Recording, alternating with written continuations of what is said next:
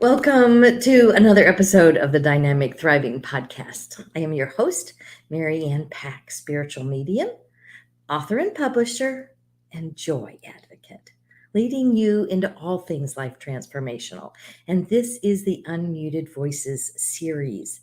And today, I thought I would talk a little bit about my story, about how I found and started owning my own voice.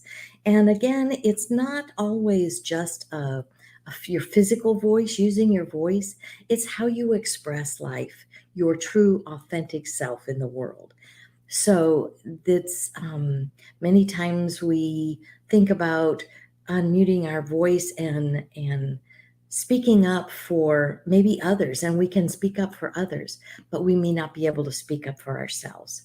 Um, there are times when we can do things for others and help them express their lives more authentically and as a sovereign of their life, and we can encourage them, but we don't always take it on for ourselves and provide that same respect and love, self-love and joy, and understand that we are joy embodied. So I'm going to be my own guest today. So I'm glad that you're here with us, and I'm just going to go ahead and get started. So I realized that it wasn't safe to use my voice or to speak my truth or to live my truth. I think as a very young age, I was raised in a very conservative, traditional, patriarchal Christian religion. And so in that, there was so much teaching around the silence of women, the submissiveness of women, and the servitude of women, that women were to serve the man in their life, whether it be their father or their husband. And in that, it gave me a message of I wasn't as important as males in my life, male figures in my life.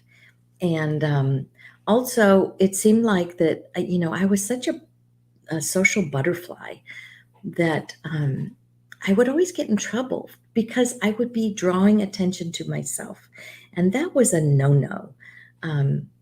So anytime I tried to express the bubbly joyfulness, the childlike joyfulness, I tended to get in trouble for that kind of thing or reprimanded. I was always wanting to do things that seemed to be against our religion, but to me, it just looked like fun.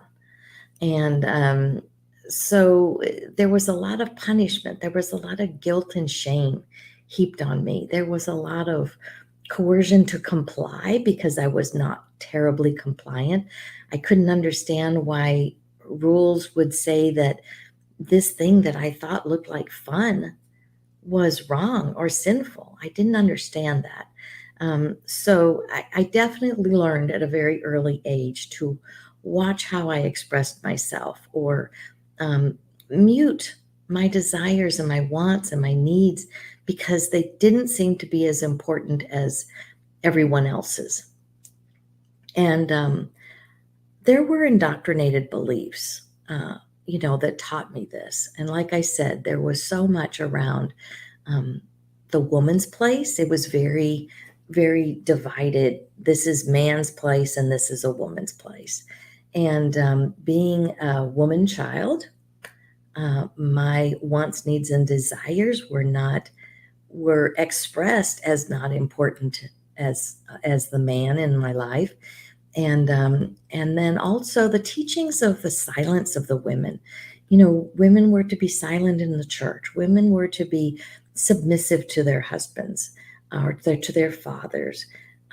So when you disempower a sex like that misogyny, that teaching around that you're not as important, and then overall we're not worthy, we're innately sinful, that heaped tremendous fear um, and guilt and shame on me, from childhood up. I remember, um, how muting my voice affected me from childhood up because I would have such a nervous tummy. There would be times that I didn't even go to school because I would be so nervous in my stomach. And it was the fear, it was the guilt, it was the shame that was just constantly heaped on you. And it made me such a nervous child.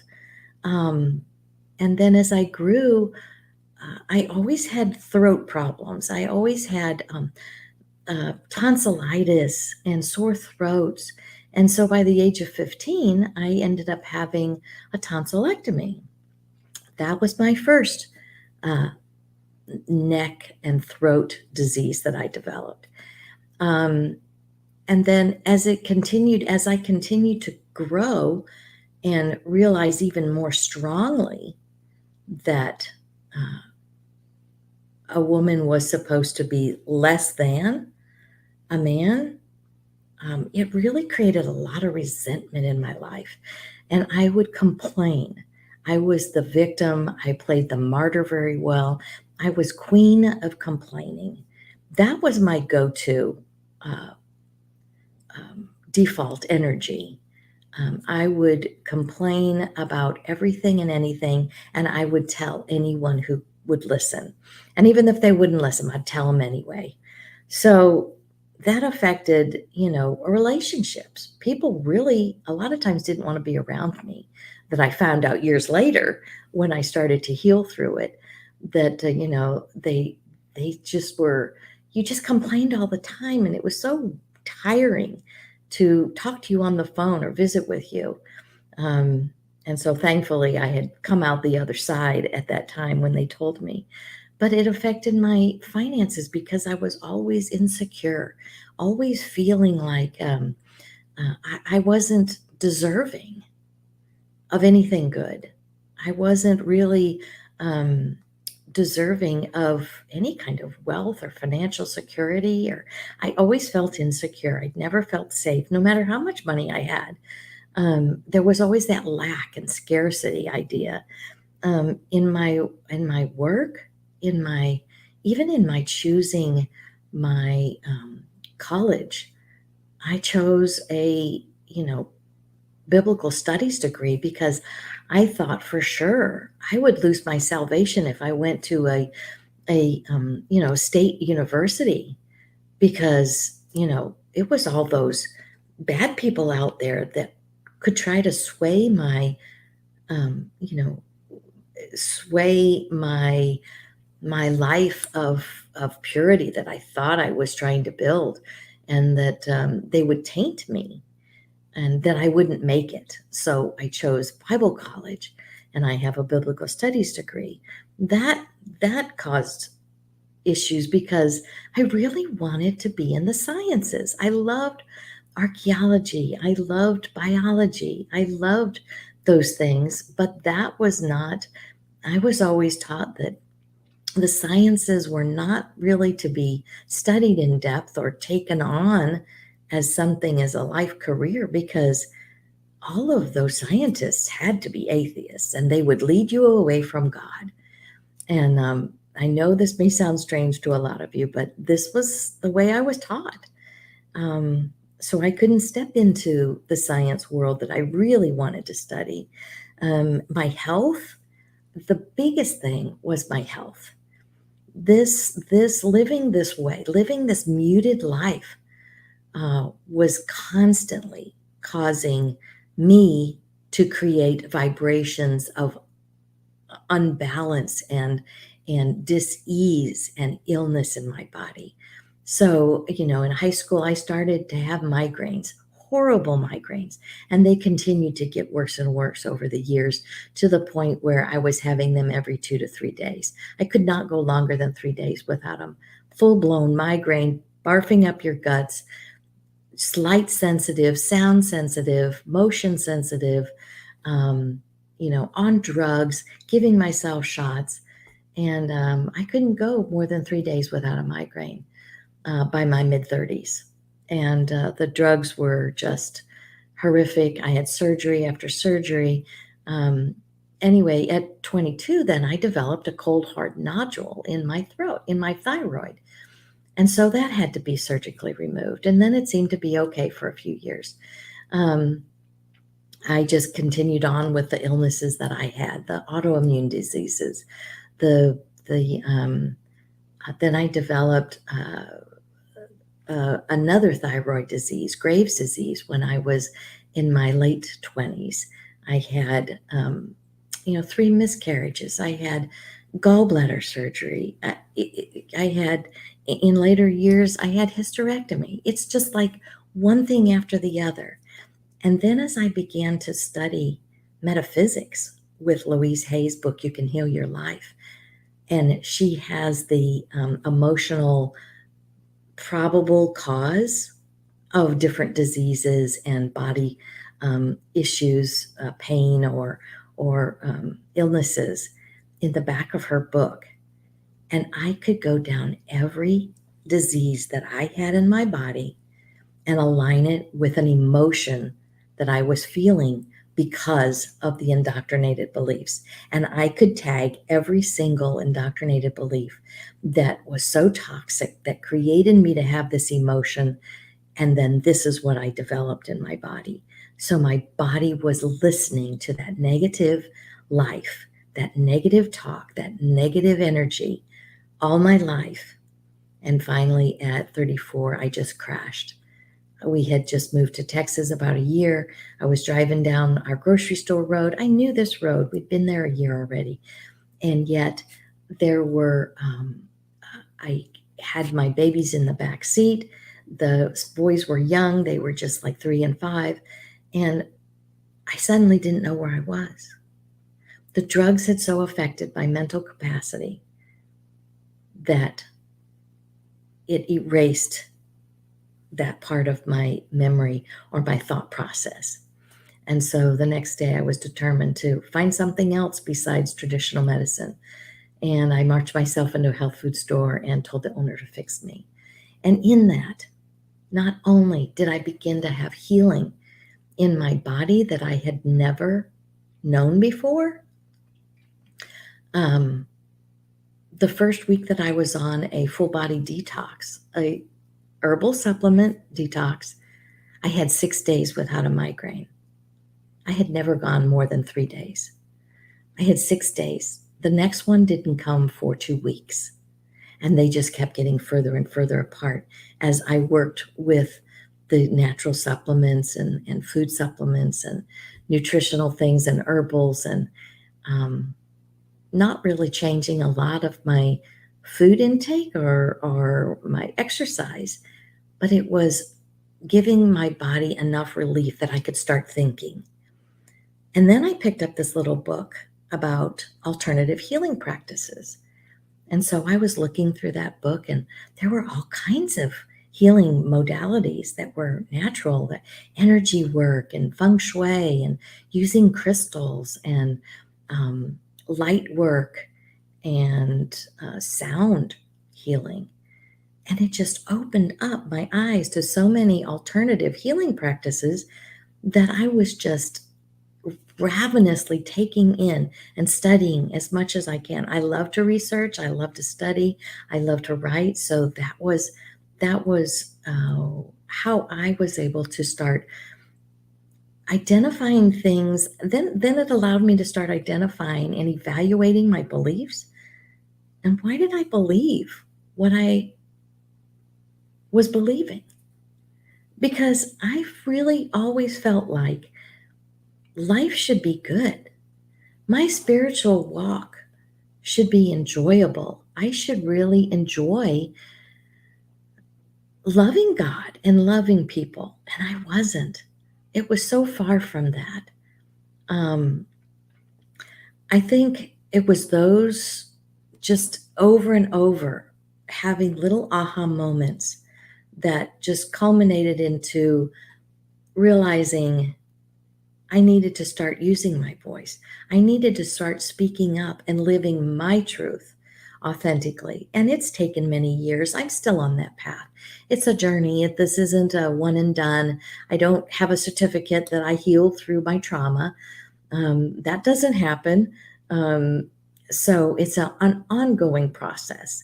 And I think I had to start shifting those beliefs when I started again studying the canonization of scriptures, and then I started studying um, different things that looking into those beliefs, and then I started thinking, well, this belief feels really bad, but this one feels pretty good. This one does bring me joy and peace, and so I kept the ones that felt good and resonated really with my soul, and then I had to start releasing.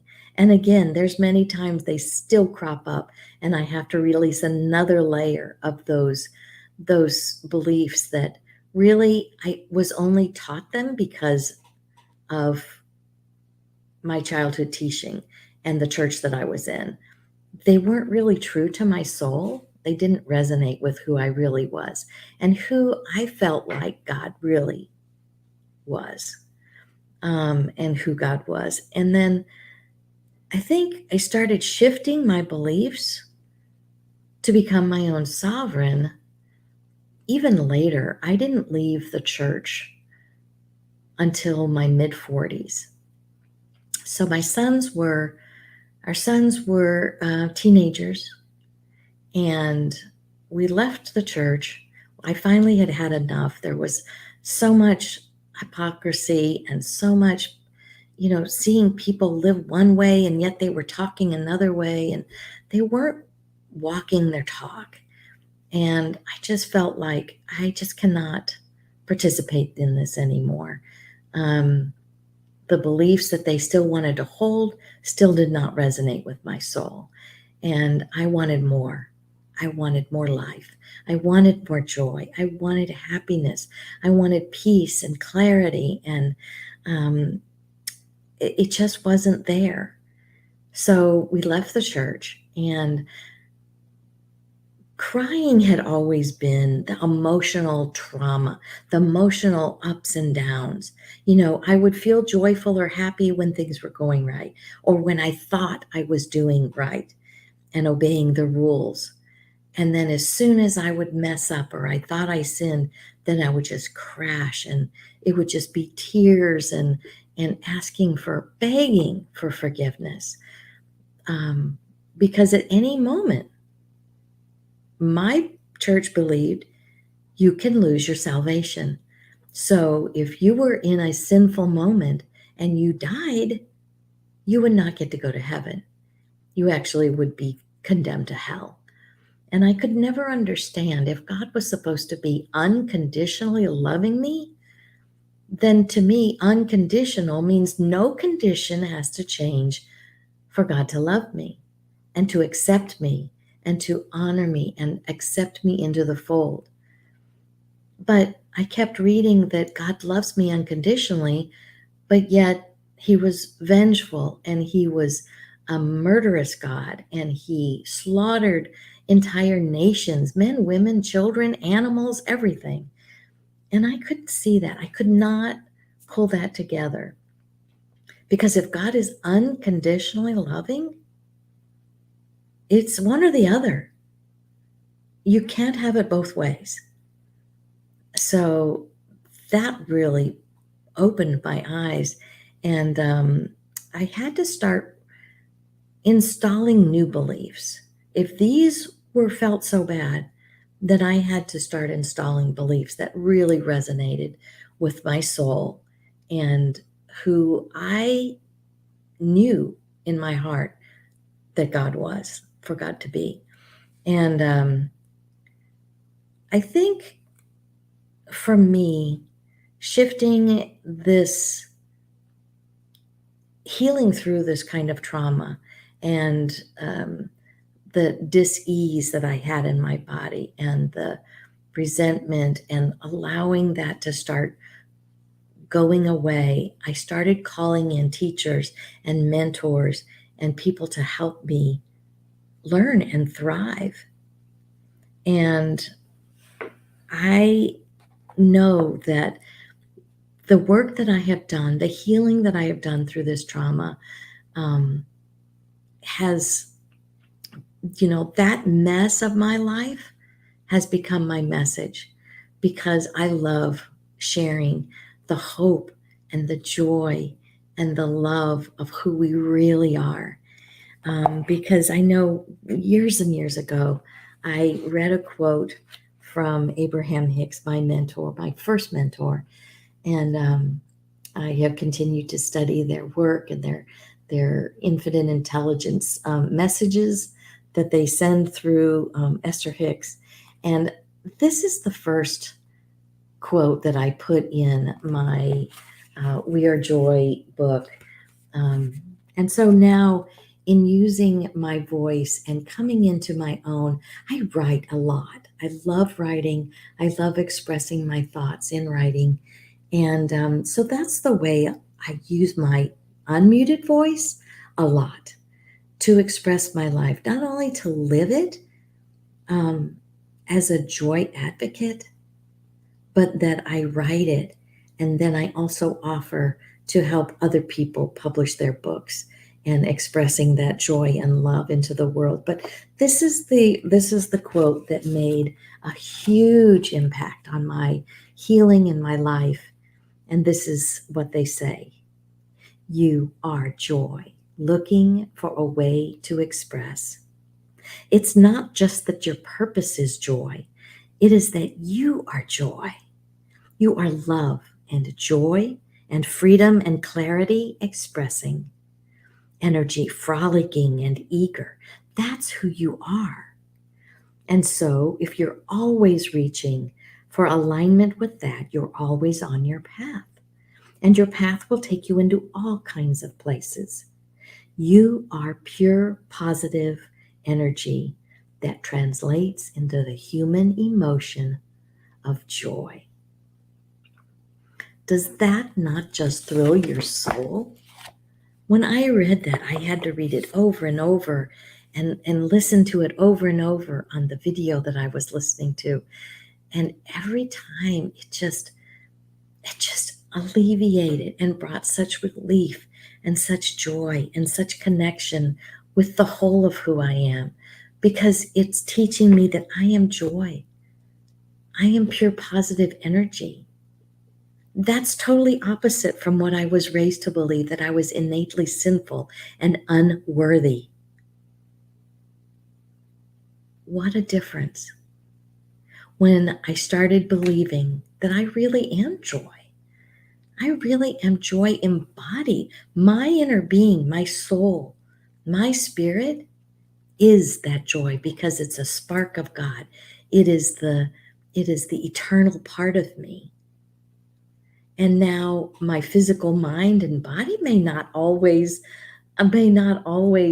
connect, but I can begin to come into alignment with who I really am as I shift my thoughts, as I shift my beliefs, because a belief is only a thought we continue to repeat to ourselves. So if you want to change your life, change those repetition, the thought patterns that we have rolling. This is why I had to release some of the beliefs that were not resonating with my soul, because those beliefs were not truth to me. They were truth because I kept repeating them, so I believed them. So then I looked for evidence that they were true, and the universe simply matched me and gave me the evidence I was looking for. Now I'm looking for the joyful things, the things that are going right in my life, the things that I love. And guess what? The universe is providing evidence that that is now true. So we can shift those beliefs anytime we choose to set aside those toxic beliefs and install new beliefs. And we create a new path, We think about things that we appreciate. We think about things that we're grateful for. We think about things that are going right. We think about the positive aspects of everything. We look for the silver lining, and the universe matches that vibrational frequency, because love, joy, appreciation is essentially the same frequency, the same energy as that which is source. My name for God, since I have resonate more with the title source energy rather than God.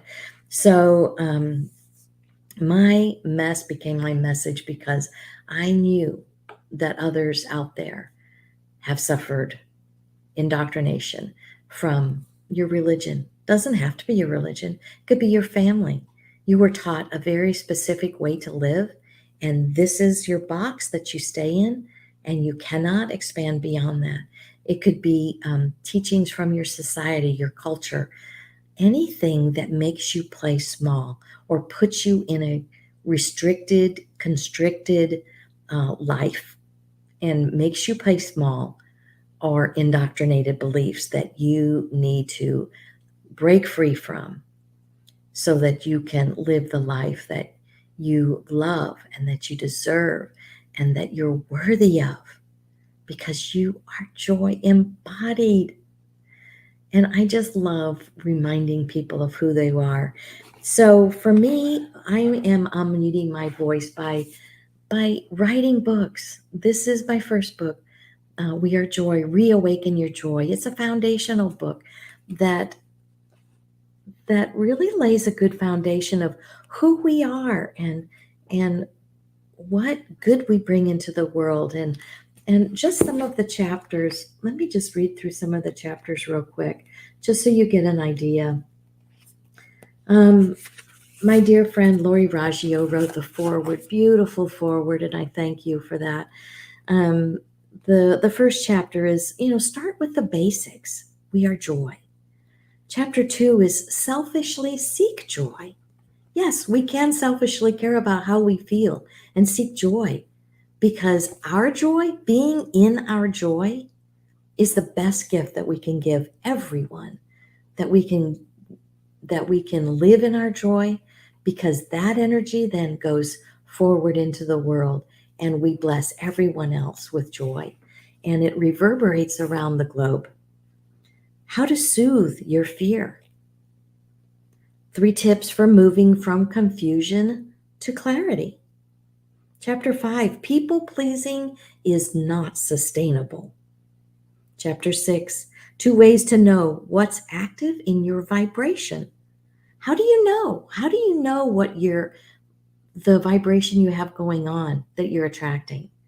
For one thing, there's 2 ways to know what you're vibrating. It's how you feel and what you experience in life. So if you're feeling good and good things tend to radiate to you, you are doing well. You're keeping your vibration high at those beautiful levels of happiness and joy and love.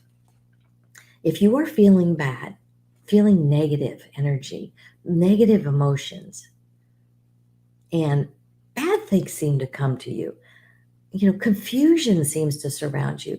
You seem to be surrounded by crappy people that are always irritable. That's the energy you are vibrating. Your thoughts have created that energy vibration, and that's what you can shift, because our emotions tell on our thoughts every single time. So it's always easier to monitor how you feel, the emotions that you're feeling, rather than all the 60 to 80,000 thoughts they say we have in a day. Who can monitor all of those? But we can monitor how we feel. So if you're feeling good, keep going. Milk it for all it's worth. Keep thinking those thoughts.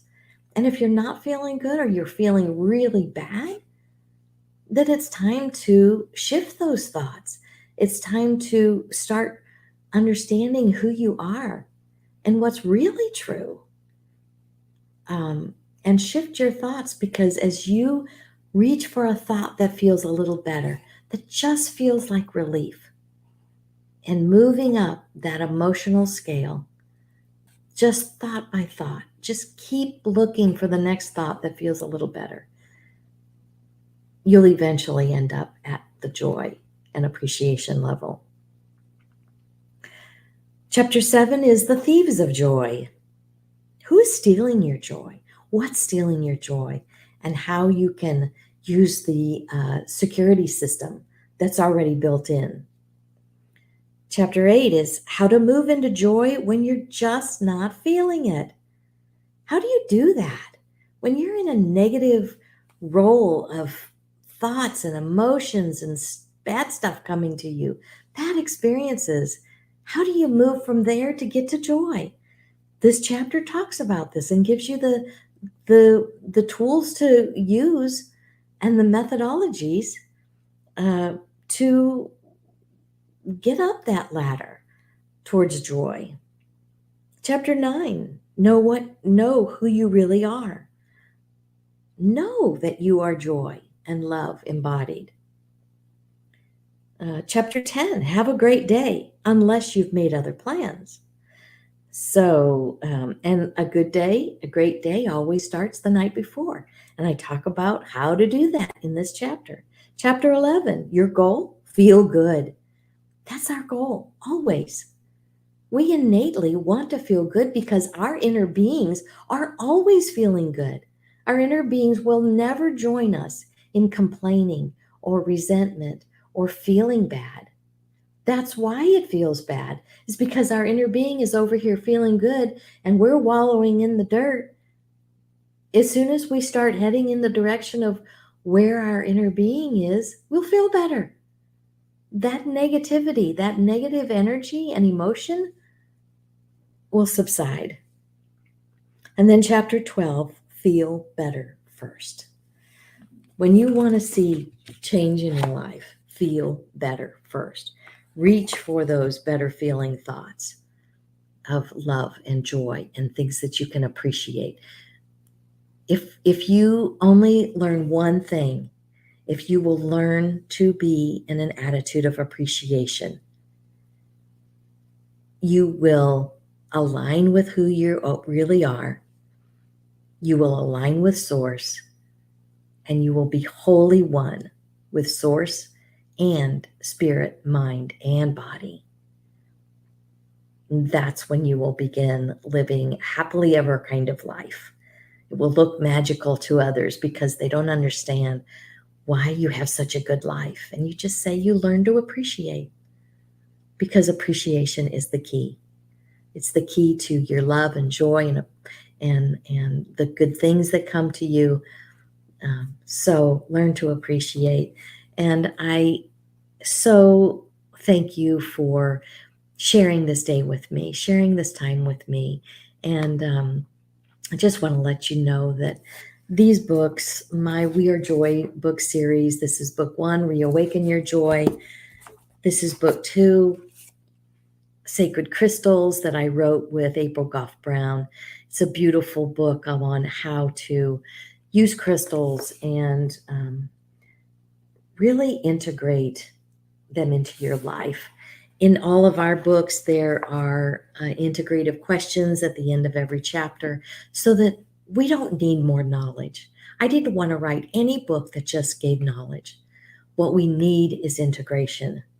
And every chapter has integrative writing prompts, exercises, dance things, creative ideas, art, music, movement. There's some breath work, meditation. There's so many beautiful ways to create a better life and to live in joy. So please go to my website, wearejoybooks.com, and look at the books that are there. There's ones that are in the works coming up. This podcast, Unmuted Voices series, is going to culminate into a book anthology. We will have the guests that have been and will be this whole year in this Unmuted Voices series, and we will write a book together. Every one of these guests that have expressed an interest to be in the book is going to be an author in this book. And I'm so looking forward to sharing all of their stories in one place. And then again, at the end of each chapter, they will provide integrative questions because we need the integration. We need to assimilate these shifts and improvements into our lives. And asking questions is one way because we have to consider them. And it helps us to think deeply, and it helps us to see ourselves for who we really are as love and joy embodied. So, again, I appreciate you. I thank you for being with me. And I so look forward to hearing from you. If this resonated with you, please like, comment, and share this podcast as it helps my work go around the world, because my mission is to spread more love and joy into the world. And I appreciate you. I look forward to hearing from you. I'd love to hear back from you anytime if you have a comment or you'd like to share something, or if you need help, please. There's ways to, even if you feel a book being called through you, let's talk. Let's at least, investigate publishing, because this is the way I am using my voice and helping others to use their voice. Because writing is so important to me. I started my blog back in 2015. So I've been writing a while, just in the blog. But I love writing, and I love to express my life through writing and using my voice in this way and on this podcast. Again, I thank you for being with me today, and I hope you go in peace.